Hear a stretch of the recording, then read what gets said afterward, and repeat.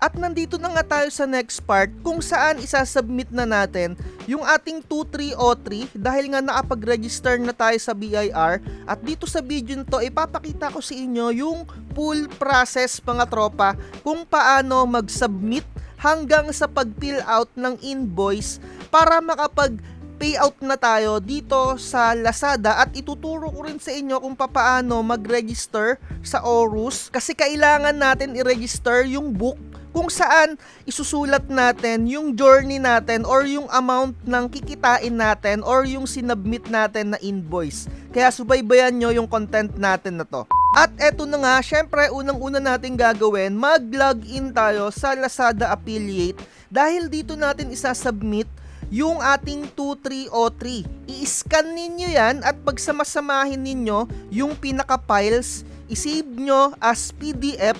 Pero ang isasubmit natin, no, yung pinaka first page na lang muna, which is dapat naka-picture, at yung pinaka kumpletong 2303, i-save ninyo as PDF kagaya ng makikita ninyo dito sa pag-upload natin. Once na nakapag-login na kayo sa Lazada AdSense, i-click nyo lang yung My Info or yung pinaka-information ninyo, i-edit nyo lang yan mga tropa.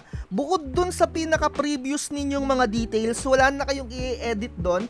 Ang aasikasuhin nyo lang dito, pindutin ninyo yung yes dun sa RU-BIR register. Dahil register na tayo, at next naman dun sa BOT registered, ang pipindutin nyo doon yung no.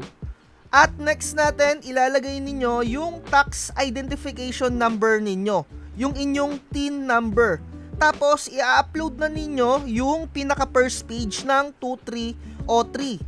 Tapos, i-upload nyo rin mga tropa yung inyong pinaka-kumpletong 2303 na nakasave as PDF. Nasa sa inyo na yan kung anong file name nung inyong PDF mga tropa.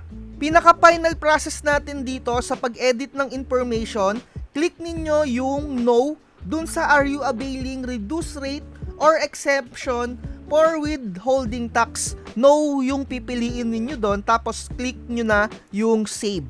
Next part naman natin, ituturo ko kung papaano mag-fill out ng invoice.